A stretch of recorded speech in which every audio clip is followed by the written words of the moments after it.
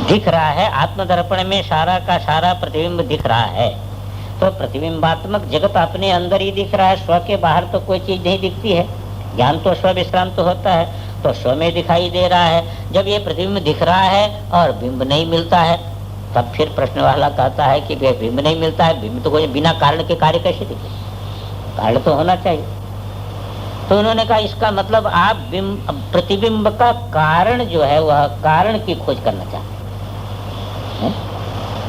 आप बिंब की खोज नहीं करना चाहते हैं, प्रतिबिंब के कारण की खोज करते हैं। और कहते प्रतिबिंब का कारण ही तो बिंब है। अच्छा बिंब ये बताओ, उपादान कारण है कि निमित्त कारण है? कारण दो प्रकार का होता है, एक उपादान कारण होता है, एक निमित्त कारण होता है। बिंब बताओ, प्रतिबिंब का निमित्त कारण है कि प्रतिबिंब का उपादान कारण है? ये बताओ। तो उपादान तो स्वरूप से कार्य में परिणत होता है। जैसे मृत्तिका घट बनेगी तो मृत्तिका स्वरूप से जो है वह घट में परिणत होती, घटाकार में। लेकिन बिंब तो जो है वह इस प्रकार परिणत होता नहीं, प्रतिबिंब रूप में बिंब परिणत नहीं होता। इसलिए बिंब को उपादान कारण तो किसी प्रकार माना नहीं जा सकता है, क्योंकि उपादान कारण का लक्षण जो है वह नहीं घटता है बिंब में प्रतिबिंब के प्रति। तो उपादान कारण तो हो नहीं सकता है। कहा उपादान कारण नहीं हो सकता है तो निमित्त कारण मान लो। कहा फिर कोई बात नहीं, निमित्त कारण है, इतने हैं ना। प्रतिबिंब के प्रतिबिंब निमित्त कारण है, निमित्त कारण में कोई अनिवार्यता नहीं है। निमित्त कारण जो है वो वही हो, दूसरा न हो, इसमें कोई अनिवार्यता नहीं है। इसलिए निमित्त कारण जो है, जो उस चैतन्य की शक्ति है, वो शक्ति ही निमित्त है। ये जगत प्रतिबिंब को दिखाने में निमित्त शक्ति है, वो बिना बिंब के प्रतिबिंब दिखाती है। कहते फिर आप वहीं आ गए, कहते बिना बिंब के प्रतिबिंब दिखाती, बिना बिंब के प्रतिबिंब कहते हाँ दिखता है। कैसे दिखता है? कहते देखो कोई शरीर है, आप जानते हैं, तो शरीर सामने है तो भी आपके अंदर दिखता है, अंदर एक आकृति बनती है कि नहीं। अब शरीर छूट गया और उसको आप जो है वो जला दिए या फेंक दिए, और कुछ काल के बाद उसकी मिट्टी भी नहीं रही,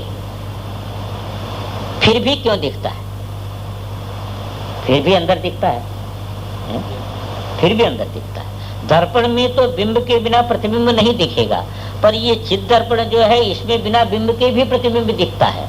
इसलिए ये नियम जड़ दर्पण के लिए है कि बिंब, जड़ दर्पण के लिए बिंब चाहिए, चित्त दर्पण के लिए बिंब की कोई जरूरत नहीं है। प्रतिबिंब हम इसलिए कहते हैं कि प्रतिबिंब का लक्षण उसमें घटता है, उसमें प्रतिबिंब का लक्षण घटता है, इसलिए प्रतिबिंब कहते हैं। जैसे प्रतिबिंब दर्पण में अंदर प्रतीत होता है, ऐसे सारा विश्व आत्म दर्पण में प्रतीत होता है।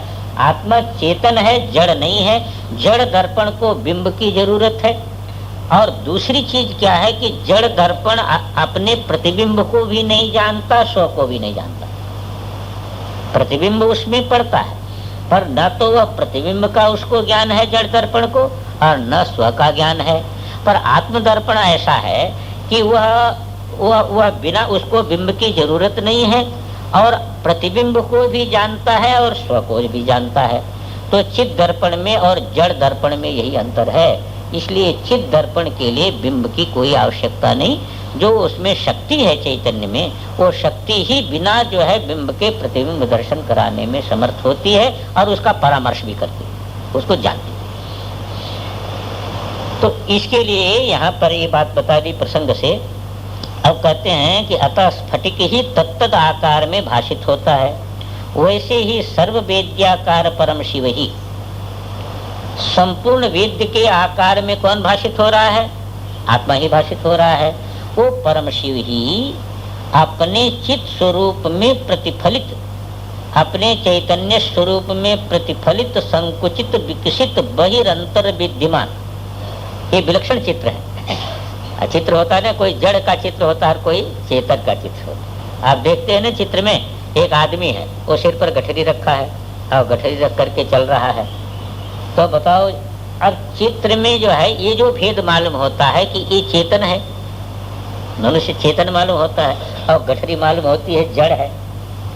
पर मूल दर्पण की दृष्टि से बताओ कहाँ कर रहे हैं, पर्दा की दृष्टि से कहाँ वो जड़ है, कहाँ वो चेतन है, वो दोनों प्रकार की कल्पना है। ऐसे अंदर कभी कभी देखिए, कभी आप जो है स्वप्न में, और स्वप्न में आपने जितनी कल्पना की आपके अंदर हुआ, और उसके एक शरीर में हंता कर लिए, फिर उसके उस शरीर के अंदर जो संकल्प करते वो अंदर मालूम होता है? और दूसरी चीज बाहर मालूम होती है, और वो तो अंदर ही है, पहले से अंदर है, वो तो अंदर ही है। पर वो कल्पना में क्या मालूम होती है कि उस शरीर के माध्यम से जो आप संकल्प करते हो वो तो अंदर मालूम होता है, और दूसरा बाहर मालूम होता है, और उसमें अंदर बाहर कहाँ है, पर अंदर बाहर की कल्पना हो जाती है। इसी प्रकार जो है वह चित्त स्वरूप में प्रतिफलित कहीं संकुचित है, कहीं विकसित है, कहीं बहिर है, कहीं अंदर है।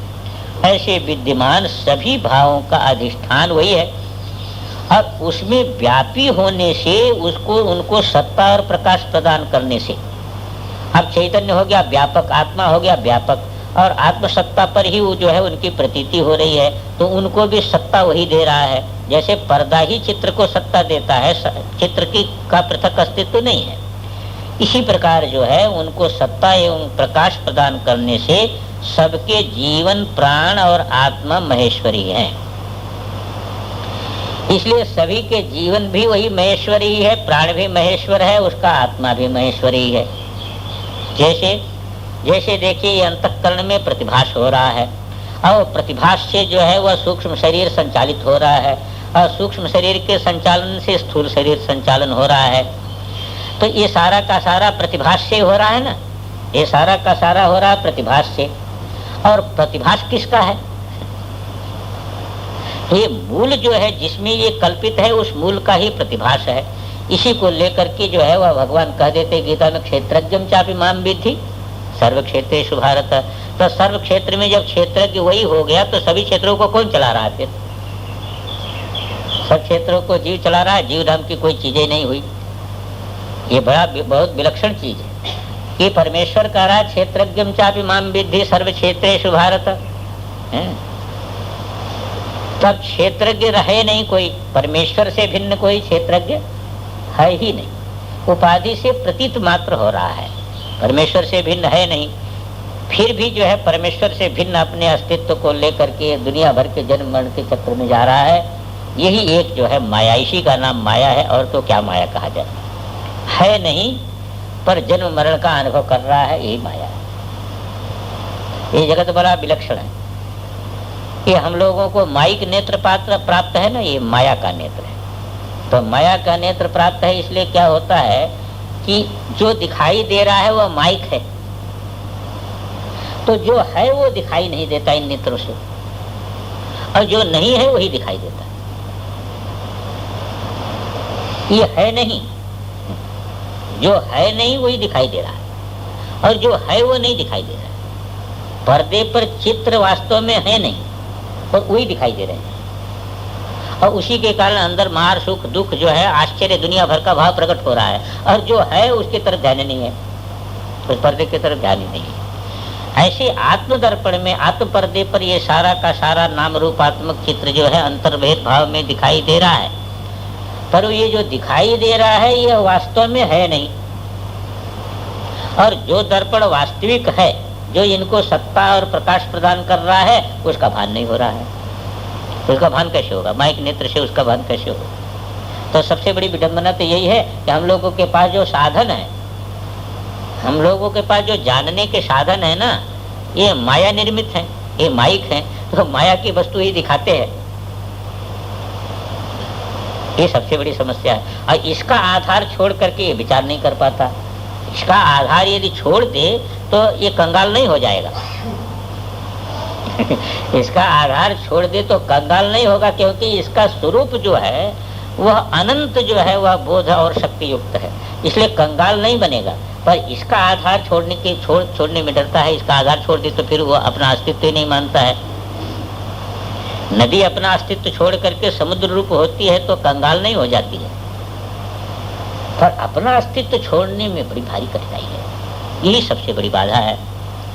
इसलिए कहते उसमें व्यापी होने से, उनको सत्ता एवं प्रकाश प्रदान करने से सबके जीवन प्राण और आत्मा महेश्वर ही हैं। अतः संपूर्ण दृश्य अशरीरी महेश्वर अथवा तद्भावाविष्ट शिव योगी का शरीरवत होने से दृश्यम शरीरम ऐसा कहा गया। इसलिए सारा का सारा जो दृश्य है वो अशरीरी महेश्वर वही उसको सत्ता दे रहा है, और महेश्वर भावाविष्ट जो शिव योगी है और उसका शरीरवत हो गया, तो शरीरवत होने से दृश्यम शरीरम ऐसा कहा गया। इसलिए उसका एक शरीर नहीं है, अपितु अंतर बाहर सर्वत्र निज पूर्णत्व का लाभ सतत होने के कारण सभी शरीर उसके। ये एक जो है बड़ी गंभीर अनुभूति है। भाष जैसे गीता में कहते वासुदेव सर्वम समहात्मा सुदुर्लभ है, तो ऐसी अनुभूति होती होगी ना, ऐसी अनुभूति होती होगी। बिना अनुभव की जो है ये बात कैसे कही जाएगी। अब हमको नहीं होती वो अलग चीज है, हमको अनुभूति नहीं होती, बुद्धि से तो बात समझ में आ जाती है, क्योंकि बात वैज्ञानिक है कि एक शरीर से संबंधित होने के कारण हमको अनुभूति नहीं होती है। और एक शरीर का अहंकार छूट करके सर्व शरीरों के साथ सर्वात्म भाव कैसे प्राप्त हो जाए। ये सर्वात्म भाव की जो अनुभूति है ये खाली बुद्धि नहीं है, सर्वात्म भाव की अनुभूति योगी को होगी। सर्वात्म भाव की बुद्धि तो हम भी समझ जाते हैं कि एक शरीर के साथ संबंध नहीं है तो सर्वात्मा ही है, सब अपनी आत्मा ही है, पर सर्वात्म भाव की अनुभूति होनी चाहिए। तो चरम वृत्ति बिना जब तक ये विशिष्ट अहंता बाधित नहीं होगी तब तक सर्वात्म भाव की अनुभूति नहीं हो पाती। इसलिए वस्तुतः जो ज्ञान की स्थिति है वो ज्ञान की स्थिति खाली बौद्धिक नहीं है, वो अनुभूति स्थिति। बार बार जो है बृहदारण्यक में इतना इस सर्वात्म भाव के विषय में इतना विस्तार से भाष्य में विचार किया, मूल में विचार किया कि वो सर्वात्मा हो जाता है। वो कैसे सर्वात्मा होता है, इसी प्रकार सर्वात्मा होता है। गीता में भी वासुदेव सर्वमिति इत्यादि के द्वारा उसी को लक्षित किया। तो ये जो है इसके लिए उसका एक शरीर नहीं है, अपितु अंदर बाहर सर्वत्र निज पूर्णत्व का लाभ सतत होने के कारण सभी शरीर उसके हैं। अब हमको समझ में क्यों नहीं आता है कि हमको ये लगता है देखो अब योगी है, योगी का शरीर प्रत्यक्ष दिखाई दे रहा है, उसका व्यवहार जो है प्रत्यक्ष दिखाई दे रहा है, ये तो है। पर उस योगी के अंदर क्या अनुभव है। देखो शरीर दिखाई देना एक चीज है और योगी उसको अपना मानता हो ये बिल्कुल अलग चीज है। ये शरीर के कारण क्या है, शरीर का कारण कर्म है। प्रारब्ध कर्मों के अनुसार छूटे हुए बाण के समान ये शरीर है। तो जब तक इसमें गति भरी हुई है, कर्म की जो है कर्म फल भोग की गति भरी हुई है, तब तक ये शरीर जाएगा, उसको रोक नहीं सकता। उसका योगी से कोई संबंध नहीं है। शरीर दिखने का योगी के साथ कोई संबंध नहीं है। शरीर दिखता है, शरीर के साथ व्यवहार, शरीर में जो व्यवहार हो रहा है वह व्यवहार होता है। योगी के निश्चय में क्या है, यहाँ पर समझने की बात है। योगी की निश्चय में क्या है, योगी क्या इसी अंतःकरण में अपनी अहंता को केंद्रित करके रखा है कि सर्व अंतःकरण में उसका जो है वह स्वरूप व्याप्त है। यदि सर्व अंतःकरण में उसका स्वरूप व्याप्त है तो जो है वह एक ही अंतःकरण एक ही शरीर को लेकर के उसकी अहंता कैसे बनेगी, मूल अहंता नहीं बन सकती है। शंका लोग करते हैं कि जब शरीर में उसकी अहंता व्याप्त है तो वो सब जगह उसको अनुभव होना चाहिए, सब जगह उसका अनुभव होना चाहिए, सब जगह अनुभव होना चाहिए, सब जगह उसको अनुभव हो रहा है उसको सब जगह अनुभव हो रहा है। पर आप प्रश्न एक शरीर एक अहंता को लेकर के प्रश्न कर रहे हैं कि एक इस शरीर इसमें जो अहंता है उस अहंता में उस अंतःकरण में जो है सब जगह का अनुभव होना चाहिए। आपका प्रश्न क्या है, अनुभव तो सर्वत्र हो ही रहा है उसको, पर आप एक अंतःकरण के साथ योगी को जोड़ देते हैं और जोड़ करके ऐसा प्रश्न करते हैं कि उस अंतःकरण में सभी अंतःकरणों का अनुभव होना चाहिए। ये प्रश्न गलत प्रश्न है। जब तक हम शिव योगी नहीं बनेंगे उसका अनुभव कर ही नहीं कर सकते हैं, पर सुन सकते हैं, समझ सकते हैं, ये बात तो है। और सुन समझ करके आपके अंदर एक ऐसी उत्कंठा शिव योगी बनने की तड़प तो उत्पन्न हो सकती है। और यदि तड़प उत्पन्न हो गई तो उद्यमो भैरव, तो आप साधन में आ गए। तो उद्यम जो है वह एकदम इसको छोड़ करके जो है वह शिव भाव में समुद्र बनने की जो तीव्र इच्छा नदी में है, वह उसको जो है वह सीमित अहंता को छुड़ाएगी कि नहीं छुड़ाएगी? निश्चित सीमित अहंता को छुड़ाएगी, क्योंकि सीमित अहंता छोड़े बिना तो जो है वह समुद्र कैसे बने? तो ये तो एक बहुत बड़ी चीज है ना, इस चीज को हम समझ सकते हैं। तो बहुत चीज समझें, बहुत लोग हम लोग जो प्रश्न करते हैं, हम लोगों का प्रश्न ही ठीक नहीं होता है।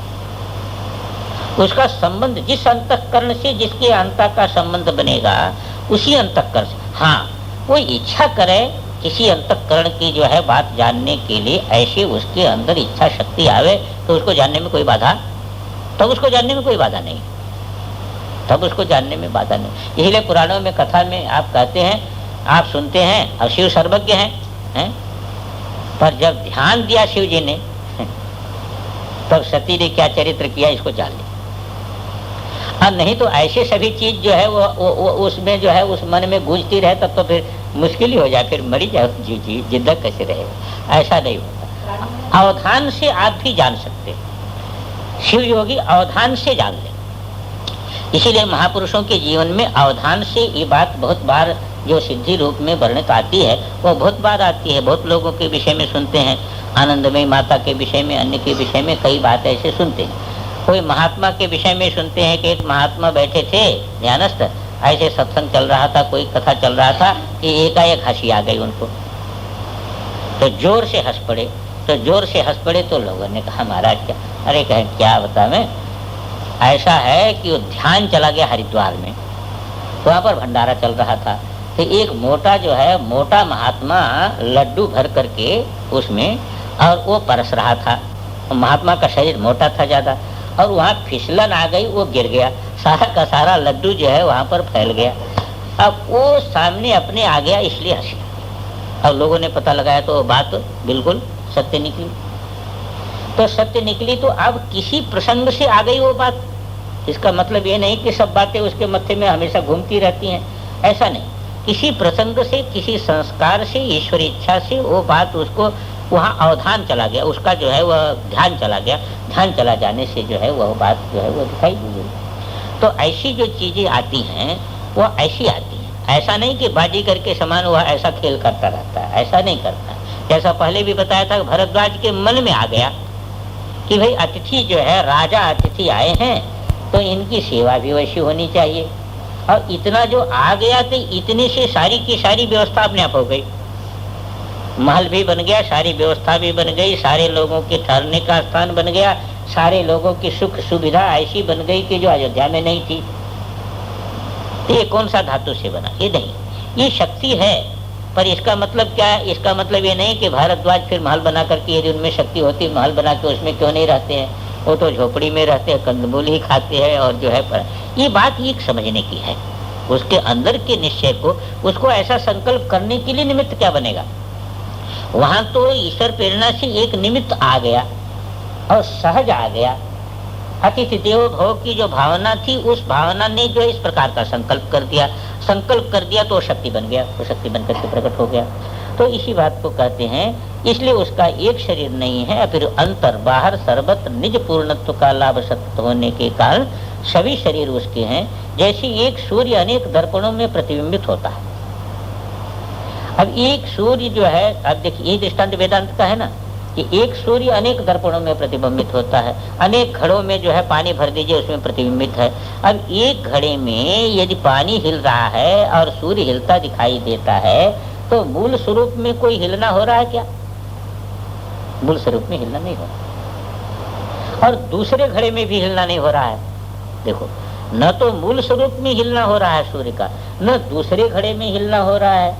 एक घड़े का पानी लाल है, दूसरे घड़े का पानी पीला है, उसमें सूर्य लाल दिखता है, उसमें पीला दिखता है, इसकी लालिमा उसमें नहीं जाती है, उसकी पीलिमा इसमें नहीं आती है, और मूल के साथ दोनों का संबंध नहीं रहता है। मूल के साथ दोनों का संबंध नहीं रहता है। अब सूर्य स्वरूप में बैठ करके पहले क्या करेंगे आप, कि वो घड़ों में जो प्रतिफलन है, कोई प्रतिबिंब उसमें का यदि अपने स्वरूप के निर्धारण की जिज्ञासा लेकर के आगे बढ़ेगा तो अंत में कहाँ पहुंचेगा? सूर्य रूपता में पहुंचेगा। और सूर्य रूपता में पहुंचेगा जब, तब उसका ये भाव छूट जाएगा ना, घड़े में प्रतिबिंब में जो अहंता उसकी थी, लाल पीले जो है प्रतिबिंब को लेकर के, छोटे को लेकर के जो अहंता थी, ये अहंता टूट जाएगी सूर्य में पहुंचने के बाद। और उसके बाद यदि वो सावधान होकर के देखे तो सभी घड़ों में वो अपने को ही देखेगा। ध्यान में आए ना? तो सभी घड़ों में अपनी व्याप्ति देखेगा। पर सभी घड़ों में अपनी व्याप्ति देखने पर भी जो घड़ों के जो धर्म दिखाई दे रहे हैं, वह धर्म प्रतिबिंब में दिखने पर भी वह जिसलिए अपने मूल स्वरूप में स्थित है, इसलिए मूल स्वरूप के साथ उसका कोई संबंध बनेगा नहीं। तो जैसी एक सूर्य अनेक दर्पणों में प्रतिबिंबित होता है, तद्वत यह योगी सभी देहों में निज चेतन को ही प्रतिबिंबित देखता है। सभी में जो है वह अपना ही भान करता है। तो बस यही रहने दें। आज थोड़ा देर से शुरू हुआ पाठ, 5 मिनट पहले समाप्त हो रहा। ओम पूर्णमदः पूर्णमिदं शांति शांति शांति। अब ये शिव योगी की स्थिति का वर्णन चल रहा है, तो उसको सारा दृश्य स्व शरीर के रूप में देखो। अभी विचार ये है कि ऐसी अनुभूति कैसे होती है, ऐसे अनुभूति में कौन सा साधन करना पड़ेगा, कैसे ऐसी अनुभूति होती है। कहते इसमें और कुछ नहीं है, कोई बहुत बड़ा जो है, कहने में तो बहुत बड़ी समस्या नहीं है, पर करने में बहुत बड़ी समस्या है। समझने में जो है ना, ये विज्ञान समझने में आपको बड़ा कठिन नहीं मालूम, पर इस विज्ञान की वो जो है उसको जीवन में ले आने में बड़ा कठिन मालूम होता है। अरे विज्ञान तो यही है ना, वेदांत के अनुसार भी यही विज्ञान है। जब ये नाम रूपात्मक दृश्य का इसका भेदन करके आपकी बुद्धि अधिष्ठान तक पहुंचे, तो प्रत्येक चित्र से आप कहाँ पहुंचेंगे? पर्दे में पहुंचेंगे। अरे आपके बुद्धि में ऐसी योग्यता हो जाए, जैसे एक कैमरा होता है, तो कैमरा जो फोटो लेता है तो आपका कपड़ा इत्यादि सबका इसी का फोटो लेगा ना। तो कैमरे में जो फोटो आती है वो कैमरे की किरणें यही टिक जाती है, इसके अंदर नहीं जा सकती, कपड़े का भेदन करके अंदर नहीं जाएगी। पर एक्सरे में जब आप फोटो लेते हैं तो ये आवरण कुछ नहीं होता, ये आवरण की फोटो नहीं आती उसमें। जहाँ कोई ठोस पदार्थ होगा, हड्डी होगी, ऐसे जगह उसको पकड़ेगा वो, तो उसकी किरणों के लिए ये आवरण नहीं है। आप कपड़ा पहने हैं, आपका शरीर का कोई चमड़ा थोड़ा निकाल दिए आप, पर वो उसकी जो किरणें हैं वो उसके लिए ये आवरण नहीं है, कि इसका भेदन करके जाएगा वहां तक, और हड्डी की फोटो आपके सामने। इसी प्रकार उस ज्ञानी के बुद्धि में यह योग्यता उत्पन्न हो जाती है कि वो नाम रूपात्मक ये जगत जो चित्र है, वो चित्र में टिकती नहीं वो बुद्धि। नेत्र से चित्र दिखेगा है? पर नेत्र से, नेत्र के माध्यम से गई हुई जो बुद्धि वृत्ति है, उस बुद्धि वृत्ति में जो है वह सामने के दृश्य का आकार भी बनेगा, पर वो बुद्धि वहां टिकेगी नहीं, उसका भेदन करके अधिष्ठान तक चली जाएगी।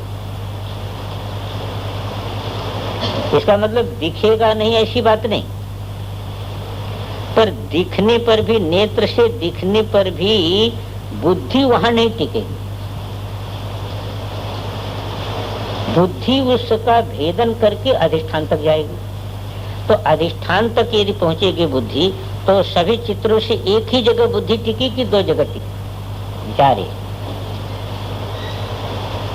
उसकी बुद्धि हमेशा एक तत्व में टिकेगी कि दो जगह टिकेगी? एक ही जगह टिकेगी, क्योंकि अधिष्ठान एक ही है, अधिष्ठान तो दो है नहीं।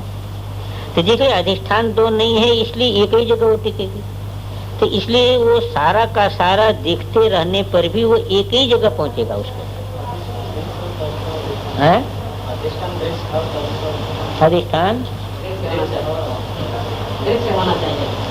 अधिष्ठान का ये मतलब नहीं कि दृश्य हो। अधिष्ठान में दृश्य का लक्षण होगा, जैसे पर्दा में दृश्य का लक्षण है। तो प्रकाश होने पर चित्र न रहे तो पर्दा का जो है वह नहीं, तो दृश्य होने पर भी पर्दा चित्र दिखते समय कहाँ लक्षित होता है? यद्यपि पर्दा ही दिख रहा है, पर चित्र में बुद्धि टिक जाए तो दिखता हुआ भी पर्दा नहीं दिखता। और चित्त पर्दा कोई जो है वह माइक तो है नहीं कि जो है वह नेत्र का विषय बने, इसलिए नेत्र का विषय तो नहीं बनेगा वो, पर बुद्धि जो है वह अधिष्ठान में लीन होगी, क्योंकि बुद्धि भी एक चित्र है। क्या समझे आप? बुद्धि भी एक चित्र है, तो बुद्धि भी चित्र है, तो जब इन चित्रों का भेदन बुद्धि करेगी तो इस चित्रों में टिकेगी, तो बुद्धि में क्या होगा? विशिष्टता है, घटाकार पटाकार मठाकार विशिष्टता है। और जब इन चित्रों का भेदन करके यदि पर्दे में जाएगी तो वहां ये विशिष्टता नहीं आएगी, क्योंकि वो कोई दृश्य तो है नहीं। तो बुद्धि क्या है कि पर्दाकार में फट जाएगी। समझे ना आप? जो चरम वृत्ति आपकी है उस आकार में फट जाएगी, और आकार में जब जो है फट जाएगी बुद्धि, तो वह तत्व तो स्वयं प्रकाशित है। तो यहाँ पर मेरा कहने का तात्पर्य है कि चित्र में जो बुद्धि हमारी टिक जाती है, यही पर्दा तक पहुँचने नहीं देती, पर्दा के न पहुँचने में ही बाधा है। और चित्र का भेदन कर दे तो एक ही जगह बुद्धि आएगी, तो एक ही कार्य हुआ, तो विशेषता वहाँ आएगी नहीं, तो बुद्धि सामान्य हो जाएगी, सामान्य होकर के बाधित हो जाएगी। ये वेदांत की प्रक्रिया है। आगम की प्रक्रिया में ये बात है कि वो ठीक ही प्रक्रिया आगम की भी है। बहिर्मुख है चित्त है, और वही चित्त जो है वह हृदय में, हृदय यहाँ पर जो है तत्व है। हृदय क्या है? तत्व है। और हृदय शब्द इसीलिए रखते, हृदय शब्द आगम का बड़ा ही एक अपना पारिभाषिक शब्द है। हृदय का अर्थ ही आत्मा है, और उपनिषदों में आप देखते हैं तो हृदय में ही केंद्रित करने के लिए सारी बातें आती है। उपासना में भी सारे ध्यान को, मन को हृदय में ही केंद्रित करने की बात आती है, दूसरी जगह केंद्रित करने की बात नहीं आती। तो हृदय जो है वह आगम की दृष्टि से हृदय तत्वभूत है, हृदय है तत्वभूत। तो हृदय जो अब चित्त है अभी बहिर्मुख, तो बहिर्मुख चित्त है, तो जो है तत्त वृत्तियों से बहिर्मुखता करके दिखाई दे रहा है। अब अंतर्मुख चित्त हो जाएगा तो चित्त हृदय के साथ बने जो है आत्म तत्व के साथ जो है टकराएगा, उसी के साथ तो टकराएगा ना, तो वो होगा संघट्ट। तो वो फट करके क्या हो जाएगा? तत्वाकार हो जाएगा। कौन? चित्त। चित्त जो है तत्वाकार हो जाएगा, हृदयाकार हो जाएगा। तो तत्वाकार जब हो जाएगा तब क्या होगा कि दो चीज होगी। उसके बाद चित्त फुरेगा भी, तो ये सारा दृश्य आपको स्वप्नवत दिखाई देने लगेगा, क्योंकि वहां क्या होगा कि ये सारा का सारा जगत बाधित हो जाएगा। इसलिए चित्त जब जो बुद्धि बाहर भी आएगी तो सारा का सारा ये स्वप्नवत दिखाई देगा, ये बाधित हो जाएगा। और फिर जो है जब उसको उसके स्वशक्ति का अनुसंधान करेगा तो सारा का सारा यह उसका वैभव रूप होकर के अपने में ही प्रतीत होने लगेगा। ये प्रक्रिया है। इसी बात को यहाँ पर संकेत करते हैं। कहते इस योगी को इस प्रकार का योग कैसे आता है, जिससे अपने निज मंदिर में माने निज स्वरूप में सतत स्थिर रहता है। सतत स्थिति यही बनेगी ना, जो हमने पहले बताया कि प्रत्येक चित्र के साथ आप स्थान में पहुंचते हैं तो ये सतत स्थिति एक ही रहेगी, दो नहीं रहेगी। ये दिखने पर भी दो स्थिति नहीं बनेगी, एक ही बनेगी। योगी को स्वहृदय में ही निभालन करने पर योग की उपलब्धि होती है। योगी को इसके लिए कहीं बाहर का कोई आलंबन नहीं लेना पड़ता, तो अपने हृदय में ही जो है निभालन करने पर योग की उपलब्धि होती है। इसी को गौरीकांत कहते हैं। हृदय चित्त संघट्टात्, हृदय चित्त संघट्टात् दृश्य स्वापदर्शनम, दृश्य स्वापदर्शनम। आपका चित्त जो बाहर है वह कहाँ हो गया? हृदय से टकरा गया, बाहर न जाकर के अंतर्मुख हो गया। हृदय के साथ चित्त की जो एक ही भूतता है, जहाँ एक ही भूतता हुई कहाँ यह दृश्य क्या हो गया, गायब हो गया, सो गया, ये दृश्य सो गया। अब सुषुप्ति भी देखते हो क्या होता है, आप ही नहीं सो, दृश्य सो जाता है, ये दृश्य सारा का सारा सो जाता है। बल्कि आप जगते रहते हैं, मालूम होता है मैं सो गया, पर आप नहीं सोते हैं, चेतन तो नहीं सोता है, पर ये दृश्य सारा का सारा जो है सो जाता है। तो संपूर्ण इसी को सकल दृश्य निज उदर मेली, यही है हृदय चित्त संघट्टात दृश्य स्वाप दर्शनम। ये दृश्य का जो है निमेष हो जाएगा, उन्मेष का इसकी समाप्त हो गई। ये करते हैं, पहली स्थिति यही होगी ना, ये पहली स्थिति होगी। दूसरी स्थिति होगी कि स्व वैभव रूप करके प्रतीत होगा, ये बाद की स्थिति होगी। हमेशा ये ध्यान रखना चाहिए, बहुत लोग वेदांत का अभ्यास करते हैं तो उस समय सांख्य की उपेक्षा करते हैं, पर सांख्य का अभ्यास वेदांत के अभ्यास में अति उपयोगी है। कहाँ तक उपयोगी है, जब तक आप क्षेत्र से पृथक नहीं करेंगे क्षेत्रज्ञ को, जब तक आप पहले आपको क्षेत्र से क्षेत्रज्ञ को पृथक करना ही पड़ेगा। जब तक जो है वह क्षेत्रज्ञ को क्षेत्र से पृथक नहीं करेंगे, तब तक क्षेत्र के अस्तित्व को क्षेत्रज्ञ में समाप्त नहीं कर सकते आप। पहले पृथक करना पड़ेगा। पृथक करने के पश्चात जब पृथक हो गया, तब जो क्षेत्र का भी अस्तित्व रहा, क्षेत्रज्ञ का भी अस्तित्व रहा, दोनों रहा ना। क्षेत्र कौन हो गया, यह करके जो कुछ भी है वो क्षेत्र हो गया, इदम हो गया क्षेत्र, और उस क्षेत्र को जानने वाला हो गया क्षेत्रज्ञ। यहाँ तक स्थिति जब आ गई, तब फिर आप जो है ये बात समझ सकते हैं कि वो क्षेत्र क्षेत्रज्ञ में कल्पित है। इसलिए क्षेत्र के कारण जो इसका क्षेत्रज्ञ नाम पड़ा है, ये भी कल्पित है। इसी को गीता में कहा, क्षेत्र क्षेत्रज्ञ और ज्ञानम यत्। एक ऐसा ज्ञप्त समुद्र है जिसमें क्षेत्र क्षेत्रज्ञ विभाग प्रतीत हो रहा है। क्षेत्रज्ञ का वही मूल स्वरूप है, क्षेत्र के कारण उसका नाम क्षेत्रज्ञ पड़ा है। पर क्षेत्र कल्पित है, तो क्षेत्र यदि कल्पित हो गया तो क्षेत्रज्ञ नाम भी कल्पित हो गया। तो क्षेत्र क्षेत्रज्ञ दोनों जो है, ये दोनों शब्द वहां पर समाप्त हो जाएंगे, एक ज्ञप्ति तत्व रहेगा। तो इस बात को कहते हैं कि देखिए, कहते ऐहिक आमुष्मिक विषय से विरक्त। पहले क्या होगा, पहले विषयों से चित्त की विरक्ति होनी चाहिए। दो प्रकार के विषय हैं, इस लोक के विषय हैं और सुन करके परलोक के विषय हमारे चित्त में है। स्वर्ग ऐसा है तो देवलोक ऐसा है, वैकुंठ ऐसा है, ये ऐसा है, वो आमुष्मिक है। तो इहलोक संबंधी और परलोक संबंधी जितने विषय हैं, उस विषय से विरक्त, जब वहां से मन हट गया।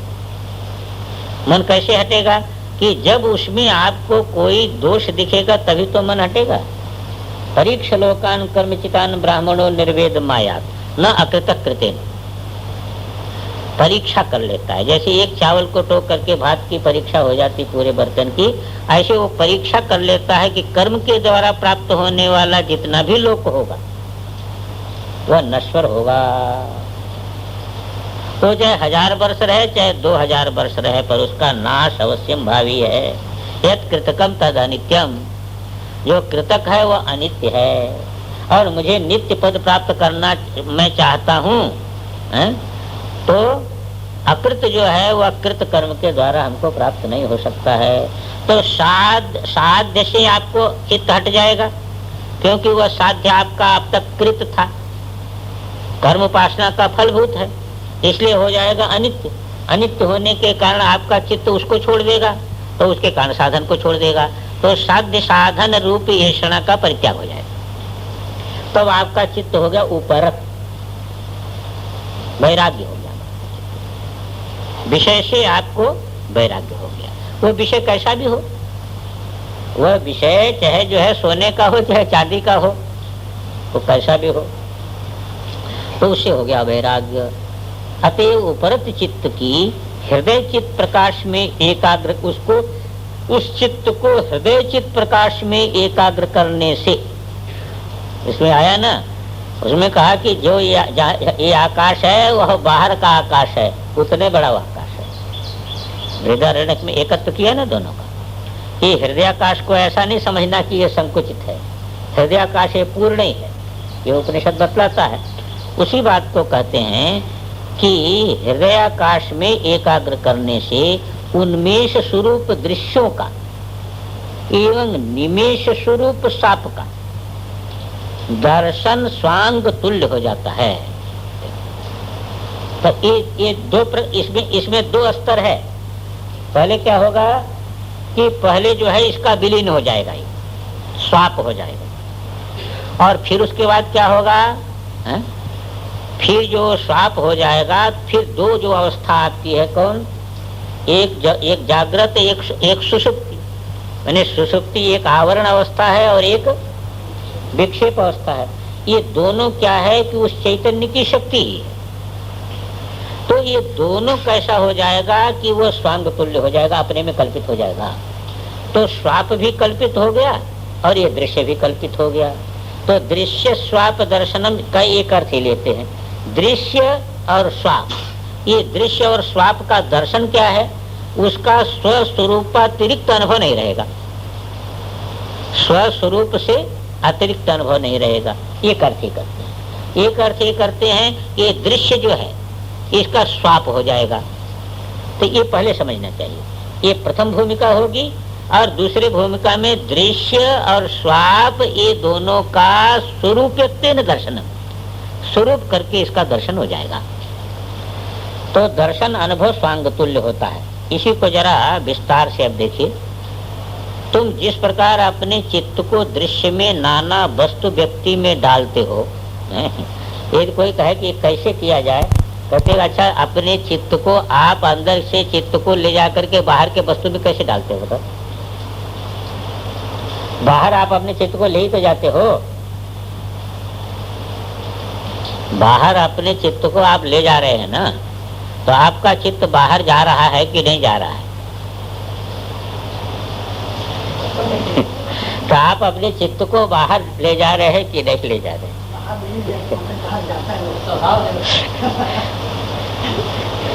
देखो, स्वभाव हो तब बाहर ही रह सकता, फिर अंदर नहीं हो सकता।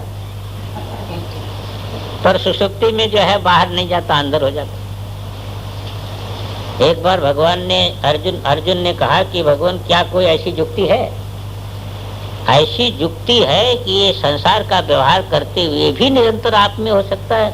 भगवान ने कहा इसमें तो बहुत सरल है, ये तो कोई कठिन नहीं। अरे शरीर संसार में व्यवहार करता हो, निरंतर तुम मुझ में रहो, इसमें क्या बड़ी कठिनता है? अर्जुन ने कहा कि जो है भगवान आप कहते कोई कठिनता नहीं है, हमको तो महान कठिनता मालूम हो रही है। आप तो आपने कहते महामनुस्मर युद्ध च, अरे इस युद्ध कर रहा है तो कैसे आपका स्मरण करने को? तो सामने शत्रु को देख रहा है, उसको ऐसे मारना है, कैसे मारना है, उसका बाण आ रहा है, इसका स्मरण करेगा कि आपका स्मरण करेगा? आप कहते बड़ा सरल है। भगवान ने कहा सरल तो है ही। कहा कैसे सरल है? कहा सरल ये है कि अपने मन को तुमने बाहर रखा है ना जगत में, उसको मुझ में रख दो और व्यवहार करो। व्यक्ति वहां नहीं रहता जहां इसका शरीर रहता है, जहां उसका मन रहता वहां रहता है। शरीर तुम्हारा जगत में भले ही रहे, इसमें किसी प्रकार का जो है कोई बाधा नहीं है। मन व्यक्ति का जहाँ रहता है व्यक्ति वहाँ रहता है, जहाँ शरीर रहता है वहाँ व्यक्ति नहीं रहता है। तो मन जगत में से उठा के मुझ में रख दो, शरीर जगत में रहे तो भी मुझ में रहोगे, इसमें कोई दे तो सीधा गणित है। अर्जुन ने कहा कि हाँ आपके लिए तो बड़ा सीधा गणित है, और हमारे लिए तो जो है बड़ी भारी जो है समस्या मालूम होती है। आप तो कहते हैं सीधा गणित है। सीधा गणित है कि नहीं बताइए? अब सीधे गणित है, दो जगह नहीं, वो शरीर रहने दो, इसमें मन रख दो, हमारे में मन हमारे में रख दो, बाकी चिंता तुम क्यों करते, मेरे में रहोगे तुम। बाहर का कार्य करना आप चाहते हो कि मुझ में रहना चाहते हो? हम कहते हैं देखो बताएंगे, अगर बाहर का कार्य करना चाहते हो कि मुझ में रहना चाहते हो, बाहर के कार्य की चिंता तुम छोड़ दो, वो हम कराएंगे नहीं कराएंगे उससे क्या मतलब। एक लाख में 2 चिंतन नहीं होता। तुम नहीं हो सकता, 2 चिंतन क्यों करना चाहते हो? ये तो मैं कहता, मुझ में रहना चाहते हो ना रखना एक चिंतन भाई, शरीर तो बाहर रहेगा पर आप मुझ में रहना चाहते हैं, इसके लिए क्या युक्ति है? भगवान ने कहा तुम अपना मन मुझ में रख दो, बस मुझ में रहोगे। अरे तुम्हारा इष्ट तो यही है ना, तुम बाहर के व्यवहार की तुम चिंता क्यों करते हो? वो व्यवहार तो जैसा चलता है चलेगा, नहीं चलेगा उससे तुमसे मतलब नहीं। तुम्हारी समस्या तो यही है कि भाई शरीर है तो हमको बाहर रहना, शरीर तो बाहर ही रहेगा, तो शरीर बाहर रहेगा तो इसको भूख प्यास व्यवहार होगा, तो आपको इससे कोई मतलब नहीं, तो मन मुझ में रख दो, बाकी मैं संभालू, उससे क्या मतलब तुमसे। निवशिष्य से मयि एव अतो ऊर्ध्वं न संशय, मयि एव मन आधत्स्व, निवशिष्य से मयि एव अतो ऊर्ध्वं न संशय। आप देखो भगवान ने ये उत्तर दे दिया। अर्जुन ने कहा कि महाराज ये बात हमारी समझ में नहीं आई, जैसे आप लोग कहते समझ में नहीं आई सर, ऐसे अर्जुन ने भी कहा हमारे बात समझ में नहीं आई। ये भगवान ने कहा क्या समझ में, इसमें क्या समझना है? अरे तुम छोटे थे तो तुमने अपना मन खिलौने में रखा था कि नहीं रखा था? पर फिर स्कूल में जब तुम्हारा नाम रख दिया गया तो तुमने पुस्तक में कैसे मन रख दिया? खिलौने में जो तुम्हारा मन था उसको तुमने पुस्तक में रख दिया। अब पुस्तक के निमित्त से सारा का सारा व्यवहार तुम्हारा होने लगा, और फिर तुमको धन का जब महिमा जो है बुद्धि में बैठी तो तुम पुस्तक छोड़ करके लग गए नौकरी में, व्यापार में, तो तुमने पुस्तक से मन को हटाया और व्यापार में रख दिया।